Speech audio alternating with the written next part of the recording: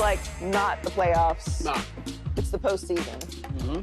It's not the regular season. It's not the playoffs. Mm-hmm. But here we are. So we are in the postseason, and it starts tonight. But how important is this win for the Warriors, and how important is it that they get it tonight? It's very important because they let one get away from them on Sunday against the Clippers. If they win that game, they don't have to be worrying about this, Joy. Now they got to worry about Memphis and win or lose. If they don't win tonight, that means they got to play another game just to get in, which means less time for them to prepare for if they do win and make the playoffs for the next team, which is only give them a couple of days. So they want to get the win tonight so they can start prepping for, I believe if they win tonight, they get Houston, which is a great draw for them because if they lose, then win, they're going to get OKC. You don't want to see this young team in the first round, or maybe you do. They are the Golden State Warriors, but they want to take care of business, get some rest, and start prepping for that first-round matchup. This is an older team. They can't be playing every other day. Everybody else is getting rest.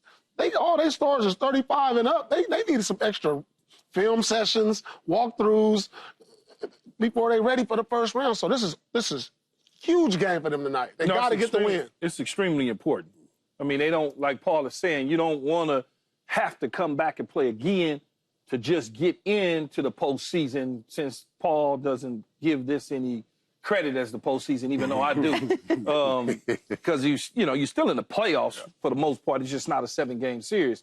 When you look at this particular team, they're 3-2 against Houston in the regular season. That's a plus. They know that they can beat them, but they also know that Houston can beat them as well. But your worry is Memphis. Memphis has Ja, and that's pretty much, I mean, outside of that, you contain him. They got some pieces. Yeah, they got some pieces, but they still in the middle of coach being fired 2 weeks ago. Yeah. You know, that's still right there. You start putting doubt in their mind to move things forward, and this is a veteran team, so it's Jimmy buckets tonight. Yeah, and which way that veteran team goes, you know, they're 3-1 against Memphis this season, but like we talked about yesterday, 0-3 in the play-in. So which one do you overcome? I love this game, and I don't think we're talking enough about the storylines around this game, where you're talking about all that Ja Morant has gone through and the pristine, clean of Steph Curry and these two matching up on this stage. I think this is a big matchup. The different styles in which they play. Steph being that three-point assassin and Ja being, you know, just a physical freak. So, yeah, I don't think this is getting the hype that it should deserve tonight. I mean, this is a very important game. They're not senior citizens, as Draymond said the other day, but they are an older team, and they're going to try and make a run because when you're looking at what the Warriors are trying to accomplish, they're trying to do more than just the task at hand. Obviously, you got to win the game tonight. You've got to get into the postseason. That's step one. But that's not the goal for the Warriors to just make the playoffs. They want to try and make a run. They have championship aspirations. And if that's the case, while you have to handle business right now, you're an older team. You're going to need rest. This is a long postseason, as you know. There's a lot of games left to play, a lot of travel ahead of you. And you've got either way that this plays out, if you make the postseason, young teams on the docket in either OKC or Houston, which you can look at either way. You can say, okay, the Warriors have a lot of championship experience, but those guys have the legs and they're very, very hungry. And these are not bad teams. Right. They've had a lot of success during the regular season. I'm also, you know, even though we know how Jimmy Butler plays when the postseason hits, and this is that time, is he, 100%? Obviously, he hasn't had a whole lot of time to recover from that. So I have a lot of questions about how it's going to go tonight. I do think that the Warriors end up winning, but this is not a situation that the Warriors wanted to be in. You really needed to take care of business on Sunday. Me too. And, Paul, you brought it up. Remember when Clay was there and they got into that thing with Memphis and Golden State? There's some spice in this. Right, some spice in this game. Right. They were talking about you guys win a championship first and now they can send them. And a spiral, there's some spice in I got a feeling there's going to be a whole lot of trash talk in this game because Ja's not going to let up, and Dre ain't going to let up.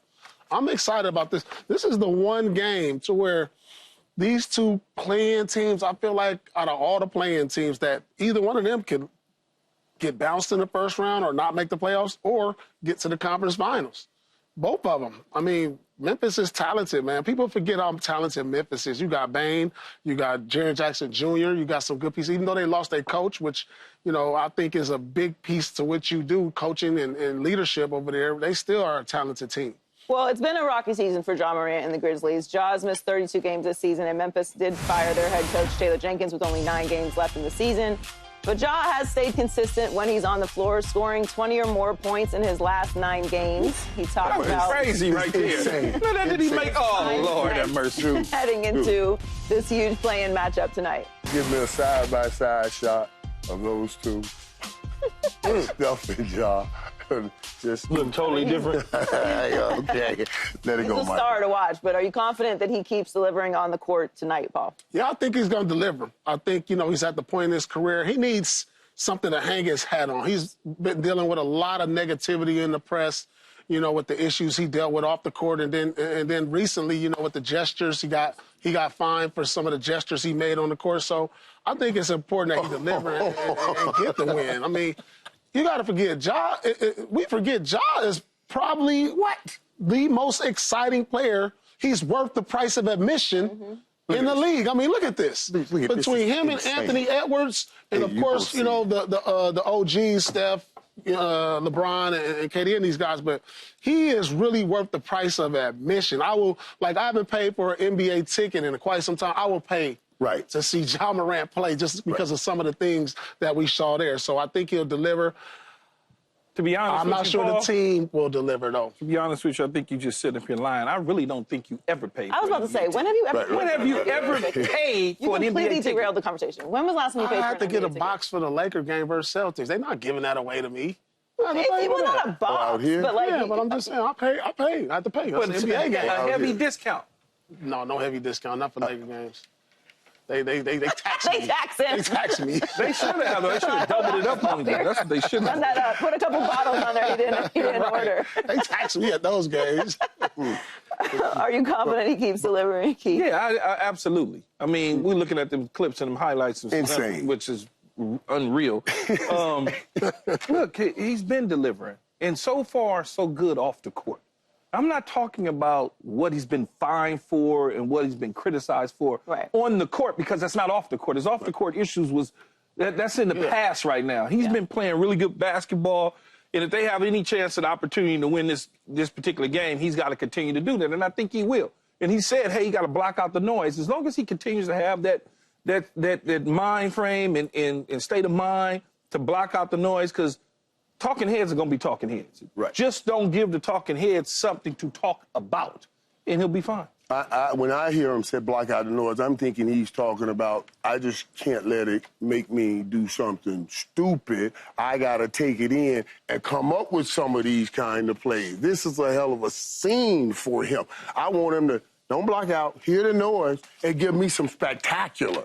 Take it over. Because really, Ja hadn't, you know, okay, we talked about the gun gestures and all of those things, but we're making a villain out of him. And he's playing against Mr. Pristine Clean. I just see that as an opportunity. Against Steph Curry? Steph Curry, yeah, Mr. Pristine Clean. Yeah. Mr. Pristine Clean. Yeah, and, you know, so this is just a good battle. I can't wait to see it. Well, one thing about Memphis, they are not going to back down from a little bit of rivalry, which I appreciate about them, because it's a big complaint that goes around the NBA these days, that everybody wants to be friends and everyone wants to be nice, and nobody has any space for any trash talk or any spiciness. I do think we're going to get that tonight, and it is a good setup, Michael. You're right. What? We gonna get, I guarantee you, we gonna get, it's gonna be an incredible We still play. gonna get it. We'll be texting each other. Did you just see something what he just did? I guarantee you get a couple of those We still plays. gonna get it, Paul, even though Brooks is not there, because you know he was in the middle of all that too. Yeah, he was in the middle. He was in the middle of all of it. It's still, Ja still got some spice to him with the Warriors. You know, I remember that. Him and Draymond had some things to say to one another. And, you know, Ja don't seem like he got many friends in the league. He just want to go He got like an old school mentality. You know, he want to go at everybody. That's what I see from him. So he gonna treat this, you know, he might be friends after the game, shake hands after the game, but he gonna treat this like, hey, I'm trying to go at y'all. I'm trying to get this win. I'm trying to get back on my vibe. Well, also, I mean, the Grizzlies are in the same situation. Like, they're fighting for their playoff hopes. So it's not like this is just a matchup that doesn't matter to either one of these teams. So, but let's talk about next week's NFL draft. It's so close. It's approaching. And the New York Giants have the 3rd overall pick and a head coach in Brian Daboll that's known for developing young quarterbacks. The Giants have already signed Russell Wilson and Jameis Winston this offseason, but they have a private workout scheduled for Shedeur Sanders this week. Now, Michael, I believe you and I have the same opinion about this, but would it be crazy to pass on Shedeur at number 3 for the Giants? I absolutely believe it would be absolutely crazy for the Giants to pass on Shedeur. And I'm thinking, thank God I got back in time yesterday. They must have watched the show and made a phone call right after the show and said, listen, we heard Michael. He's right. We got to get a workout in. And I told you guys in meetings earlier, let me tell you, they got great players. Travis Hunter is a once-in-a-lifetime kind of player. Abdul Carter is a hell of a pass rusher. You can give the Giants both of them guys right now, and they don't have the quarterback, and they're still not going anywhere. You go and get the quarterback, and we can figure out the rest. That's what you do right here. And don't come telling me about, well, Russell Wilson and Jameis Winston. I mean, okay, the last 2 marriages didn't work, but this one's going to be a great one. No. Trust me. You now go put the future. 3rd time's a charm. Right. Usually not in the NFL. And a lot of other things, but not in the NFL. 3rd time means very rarely anything's going to happen. And this kid on that stage, it's about pressure, and this kid knows how to handle that. Absolutely, you go do this. I don't know why people are making such noise about it, saying that the Giants should not do this. And I'm talking about this is not a reach. This would be the best deal for them right here, right now. You got to get the quarterback situated and then work on the rest of the team. I'm the people you're talking about. Am I the people you're talking about? Because you said he was doing the corporate key voice. Right. Y'all can take them both. Take them both. Look. If they had Travis Hunter and Carter right now, where would they go? This is a situation that I probably wouldn't want to be in as a general manager because I got 2 talented players that are sitting here. I got Travis Hunter, who could be a dual threat on both sides of the ball for me. Once-in-a-lifetime player. Once-in-a-lifetime player, right? He's one of those guys that's so rare. But then I need a quarterback, and I have my owner coming out after the season saying we got to get the quarterback position right. Now, what does that mean? Does it mean if both of these guys are on the board at 3 that they should take the quarterback? No, it doesn't mean that to me because I would take Travis Hunter.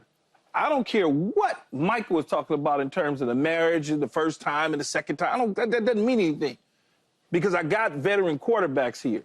What do I feel like or about Travis or Shedeur Thursday afternoon after his workout when I get a chance to see him throw live in person, one-on-one and on the board and all? Do I feel like, okay, this is a prospect that I just can't miss? Or is it somebody, because my owner said I got to take a quarterback, that I have to take the quarterback? Because now if you miss on Travis Hunter and he goes on and becomes something different. Well, we know he's going to become. No, but I'm saying if you miss on that, now what happens? You know, are you going to get fired, whatever the case is? Or if you draft Shedeur, but you play Russell Wilson, and then eventually you play Shedeur, you're going to get fired because you didn't win enough games. So if I'm the general manager, I'm stuck in mud right now trying to figure this complicated thing out. Okay, well, what I will say about the Giants is what they just did was let Saquon very publicly walk out the door and then go and have the best season of his career, almost break Eric Dickerson's record, and then go and win a Super Bowl. So I'm not risking passing on Shedeur if he's there. It's risky. It's risky. Because if Shedeur ends up being a franchise quarterback, right, which I certainly believe he's going to, and you in 2 years have one of these 2 great talents we are assuming is going to be available in Travis Hunter or Bull Carter, and you still don't have a quarterback, I'll be looking for a job. you'll be looking for a different job because anyway. you're not going to be looking for another general manager job because no one is going to give that to you and probably shouldn't. The quarterback is the most important position on the field. It's the reason that they're paying. Am I certain, as the general manager and the head coach, that that's the quarterback for us? Or are we going to get caught into that we got to pick a quarterback? Because a lot of teams sometimes get caught up into what they got to pick opposed to what they should pick. Right, but this situation does not lend you to that problem where you say, oh, I'm so worried.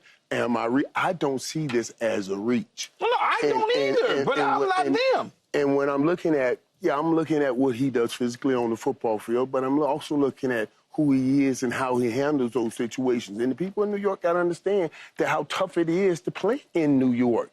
You got to consider those things when you're considering what talent you bring in. And this is the kind of talent that can handle those situations. Yeah, the thing is, these other positions that the Giants can possibly get, obviously, Travis Hunter, it just doesn't outweigh, not at least seeing, because you don't know. We don't know what Shedeur is going to come, but maybe we got to see. They've already swung and missed a couple times, but, listen, everybody swings and misses in the draft. But then the ones that just say, I'm going to go in this direction, they didn't passed up on generational quarterbacks. It's your job to draft a quarterback. If that's what you need, develop them.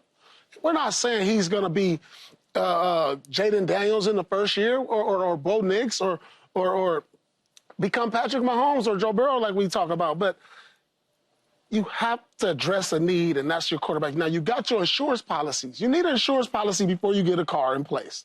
You got your insurance policies with Russell Wilson and Jameis Winston because they're just there just to be there. But you want to double down on that. You want to double down. You want to double down. That means I want to get what I can get out of them now, but I want to also have them give it to my young guy for later, so I can double down on the money I'm paying them.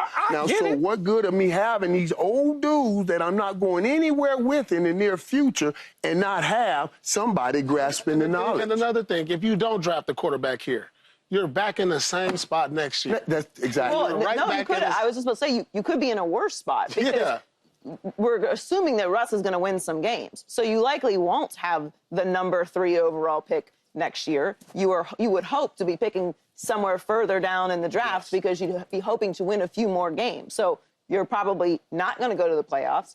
You're probably not going to have a winning season in the way that Russ is elevating the organization, and you won't have to worry about a quarterback, and you won't be in a position to draft at the top of the draft next year. If it's a position of need, I just don't understand how you don't take a quarterback. Right. And it is a position of need. But it is a position of need. I wish I knew what they were thinking around with this. That's for sure. You say what? They've been fumbling around with it and not coming up at this position with the Daniel Jones mess. Well, they had Eli forever, though, so right. They didn't need to do anything. Right, and that's what I'm saying. Since then, and go back to that well. Go back to that well. Well, they served you well. But what happened? And do it again. But what happened the first time around with Daniel Jones is they got talked into drafting Daniel Jones by the Mannings, by the Duke. I can't think of the Duke's coach, but. Their old coach from Duke who worked him out and trained him. They got talked into that one. Yeah. That was a deal where they was looking at Eli and saying, they reached down and pulled up. Yeah, reached down and pulled up. This is not reaching down and pulling up. And this man has played on the stage. Cutcliffe is his name. David Cutcliffe. I couldn't think of his name. Well, Shedeur Sanders, quarterback coach at Colorado, made an interesting comparison between Shedeur and Joe Burrow. The comp focused on both players' calm demeanor and ability to perform at a high level without a great offensive line to protect them. And Michael, I think you were just kind of alluding to some of the big games and the pressure that Shedeur has already played in during his college career. Is it fair to compare Shedeur to Joe Burrow? I love this comparison, as opposed to some of the others that I've heard about when you comp them with Kirk Cousins and all of that, because it says, okay, you can play, but what are you going to do in the big games? We've had some big games from Joe Burrow. We've had similar situations from Shedeur Sanders. We've seen them do things with less talent in the offensive line, take teams far places without that offensive line, stand in the pocket, People like to say, well, they hold on to the ball too long. I like to say they make a stand in the pocket, stare down the barrel, and make that throw. It's the same thing. That comp right there, I'll take. Those other comps, I rebuke them.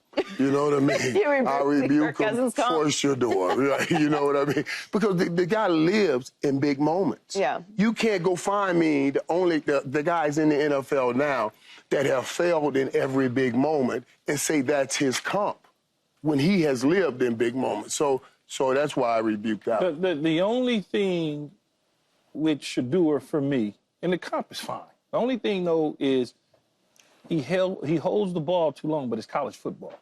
The coaches in the National Football League will get that ball out of his hands just like that. Mm-hmm. It'd be gone. And the players on the other side going to get it out of his hands. Because they're going to be trying to, the ones with them beards with the big old chains on like Paul got on, they're gonna come and attack. Car seat in the back. It's the car seat. He is smart enough to know that. In college, you get away with certain things. Mm-hmm. In college, I got away with all type of things. I could catch a hitch in college, face a dude up, hit a dude, and hit the sideline. In the pros, you face a dude up and do it. It's going to be somebody coming for you. So you're going to learn your lesson. You better not cut back inside. You got one cut inside. You better get outside right now because flow is coming. And when it comes, I cracked sternum because the flow was coming. It's coming. LeVar Kirkland put his helmet right in my chest because I thought I could do the same things in college. So you learn in a heartbeat about this stuff. I think the comp is fine. He's calm, cool, collective in the pocket, Paul. Joy, he knows what to do. He's smart, just like Joe Burrow. His accuracy is crazy. He's probably one of the most, as long as I've been watching college football, he's probably one of the most accurate quarterbacks I've ever seen. He had the #1 completion percentage in college football last year. Oh, did he? I didn't look at that. I'm just looking at the line. When he delivers the football, it's like a handoff. And that's why I keep saying this, guys. Not one time did you see him call out his offensive line, berate his offensive line. Through all of that, this is what I'm talking about when you talk about leadership. These are the things that they should be talking about when you're talking about going to a place like the Giants. And Coach DeBoer, he is RPO master. That's what they were doing at Colorado, RPOs, so the transition will be pretty easy. Yeah, but the transition would be easy. Do you like this comparison? No, I just don't like comparisons, period, because this is something we do, and I don't know if it's necessary or not, because I feel like you're selling me something that's not there. Last year we compared Caleb to Mahomes. I can find a comparison with somebody in any quarterback.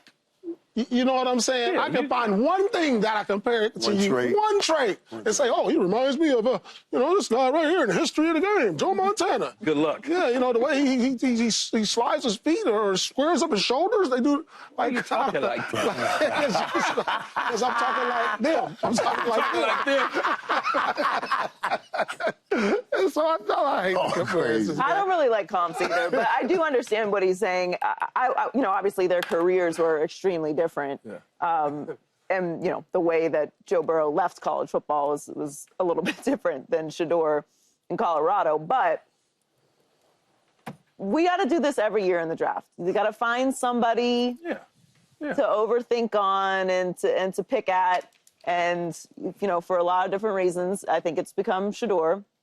I think it is absolutely insane if you are in need of a quarterback and Shedeur is there for drafting that you would pass on him.